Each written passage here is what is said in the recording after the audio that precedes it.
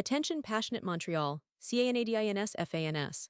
Latest news, something big is happening in the Atlantic Division and it could shake up the entire conference.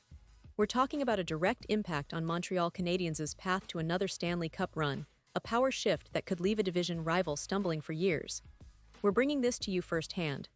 But before that, if you're a true Montreal Canadiens fan, subscribe to the channel to strengthen this passion even more. Show that you're also part of this family. Let's help each other reach 1,000 subscribers.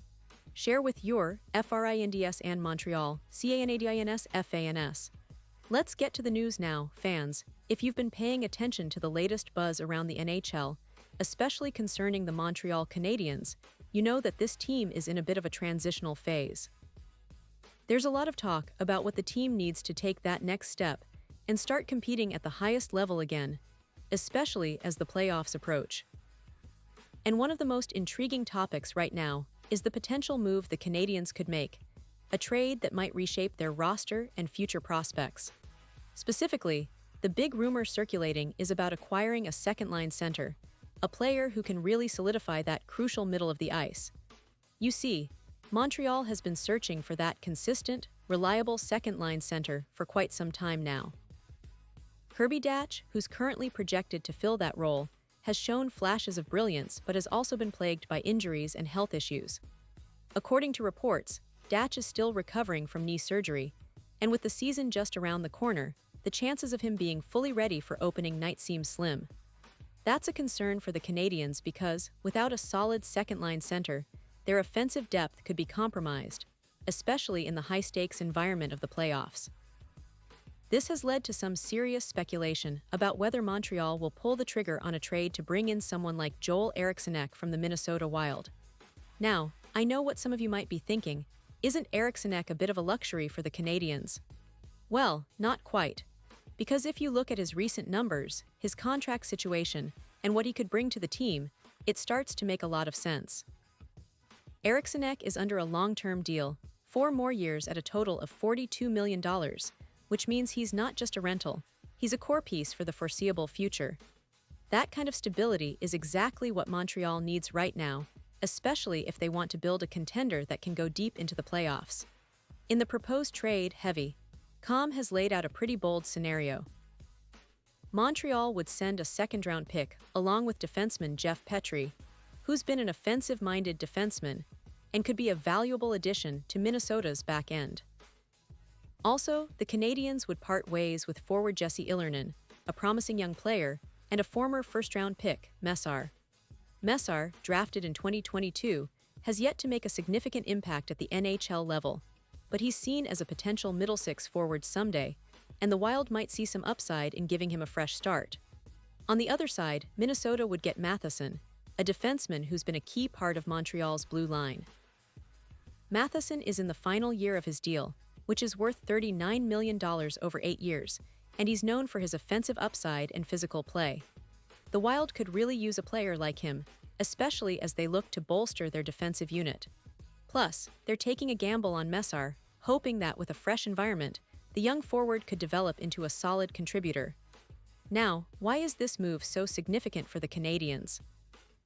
Well, for starters, Eriksson-Ek's skill set fits perfectly into Montreal's needs.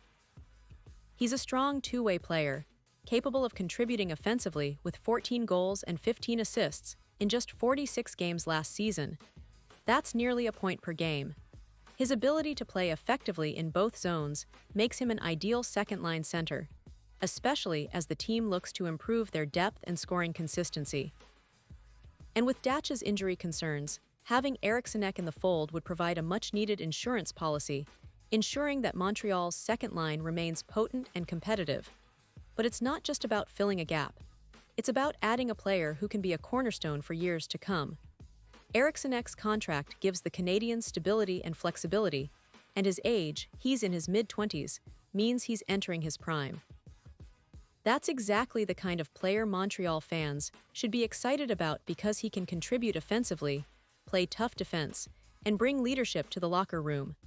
Of course, some fans might be wondering about the team's current depth at center. After all, GM Kent Hughes and the management team have publicly stated that they're comfortable with their current roster. emphasizing that they believe in the development of their young players and the overall team structure. Hughes has mentioned in recent interviews that the team isn't a finished product yet and that they're always looking for ways to improve. But as we all know, the health of key players like Datch plays a huge role in shaping the team's strategy.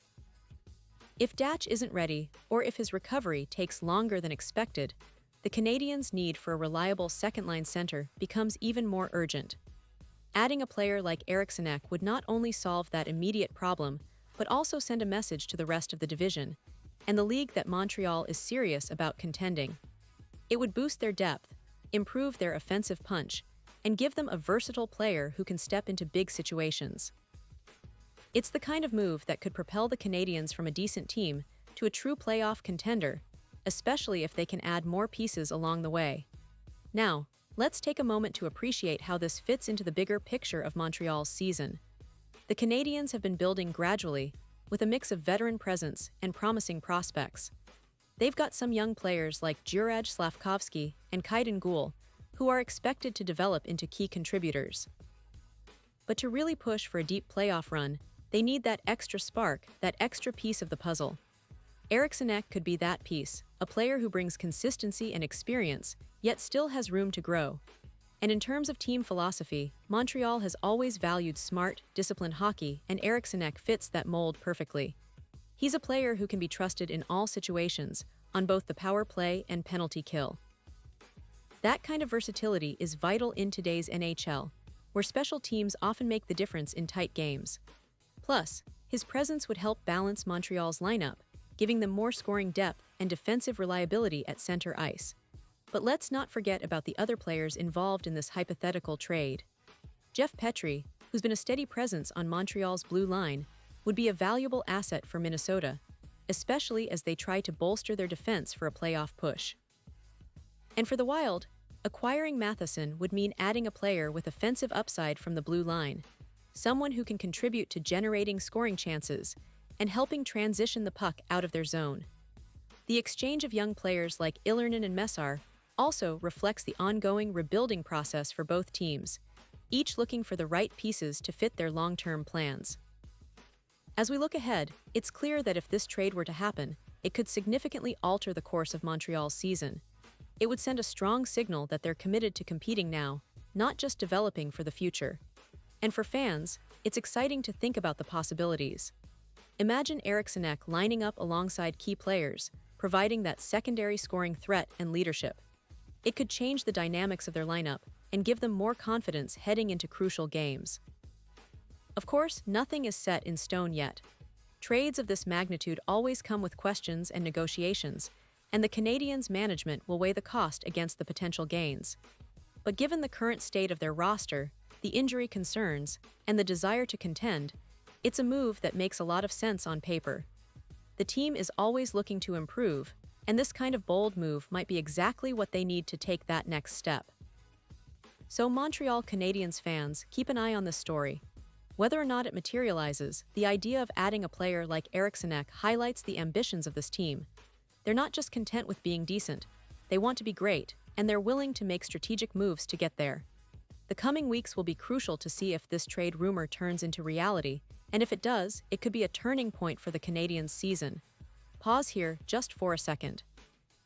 If you want the YouTube algorithm to keep recommending the latest Montreal Canadiens news to you, it's super important that you leave a like on this video.